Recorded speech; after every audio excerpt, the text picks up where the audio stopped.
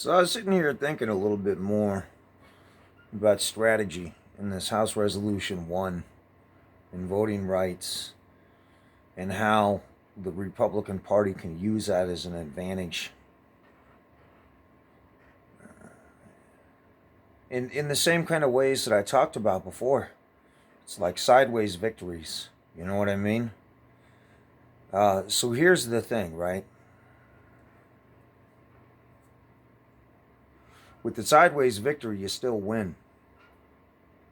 You just win differently. You give them their frontal assault, and they get it. You can sell the voting accessibility by championing Representative Lewis's civil rights measures. So voter accessibility. We could require a digitized cell phone platform.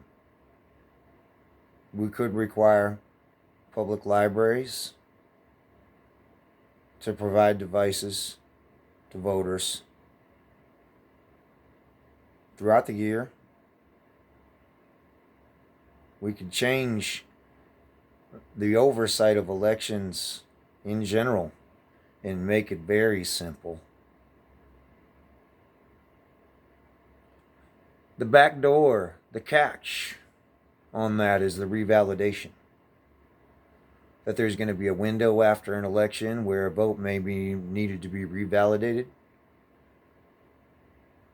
And if that vote is revalidated over that period of time, needed to be revalidated over that period of time, it'll be sent to that device.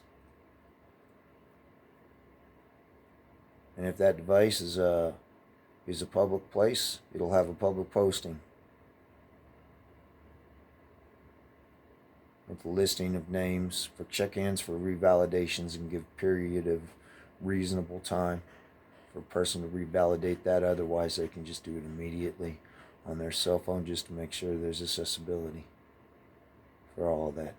If we can get rid of all that shit in our system, all that poll watching, all that fighting, all those laws, we create a new federalized state standard that it needs to be done through an application that validates MAC address of a device along with a thumbprint,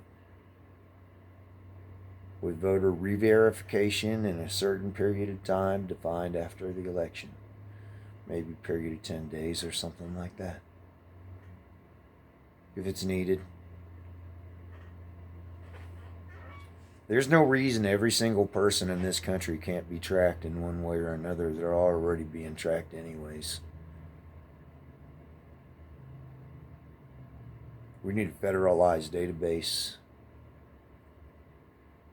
of these unique identifiers. If you have a MAC address and you have a thumbprint, that doesn't lead anywhere to anything. Every person with a thumb can register to vote simply by downloading their app on their phone or going to a library and doing it there. Every person can do that. We can sell it as championing civil rights. And then we just deal with where the dice roll on that one.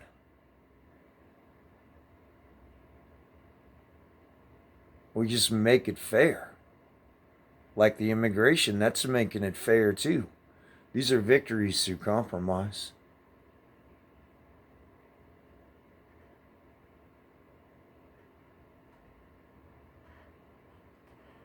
To me, I consider that smart strategy. You know, and we just have it all reworked. Get it all reworked, man. We cut everybody out of the process, all the poll watching, all that bullshit. It's a digitized database. How about we do our census like that too, huh? As citizens allowed to have access to their own records? How's that sound? That all sounds like good stuff to me. And it sounds like the basis for what could come with our new government that doesn't include people. We cut the people out of the process. If the people are cheating, we cut the people out of the process. If a person's not real and can't revalidate, then they can't revalidate, and that's that. If it's a spoof, it's a spoof, and we prove that it's a spoof, and we keep a database of all of those things. We keep track of it all. We have the ability to track this data. That sounds like a good job for all those election workers. Those election workers, you know what I'm talking about? Those former, previous pipe fitters.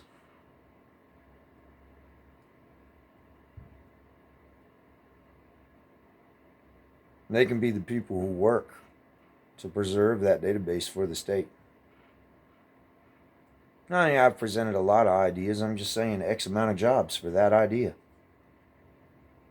And cut the rest of the people out of the process. Make it a federal voting governing agency. It provides a check of their database. And we keep track of every single person in every single state. And we make that a point of law. It gets beyond all the singular other ideas. A person has a thumbprint, they have a way of being identified. Period. End of story.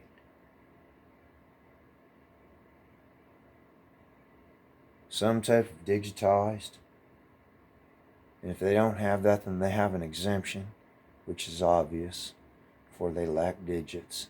And those that lack digits have the ability to float anonymously amongst us all, as they should, on their magic carpets. From my perspective, anyhow. If a person can't walk, then maybe they could fly. You know, and this takes us towards being creative with our enemy. You're hitting them with things that aren't traditionally Republican.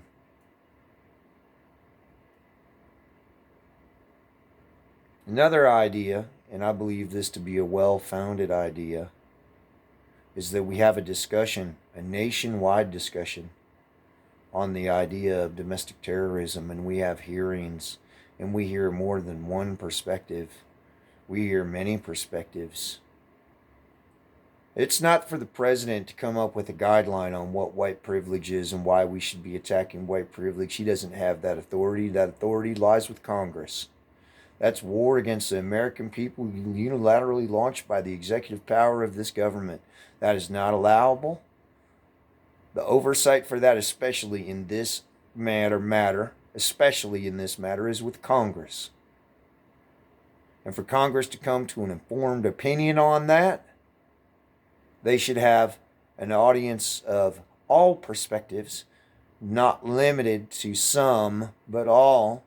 And then based off their preponderance of evidence, they can come to terms, and then they can decide who the enemy is within Congress, together as a people, looking at our evidence. And the voters will be able to see all this shit because it'll be on TV. And there's a lot of people sitting at home, and there's a lot of people who are interested in these ideas, and they'd love to see this shit on television.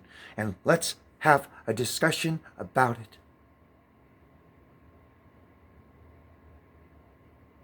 And then Congress can decide, not the president, nor the executive power, especially when it comes to attacking the American people. Congress is a judge in this matter. But there needs to be a hearing of all perspectives and a preponderance of the evidence, then a resolution and a vote. And then we can decide how to move forward as a people. That's how that needs to be addressed.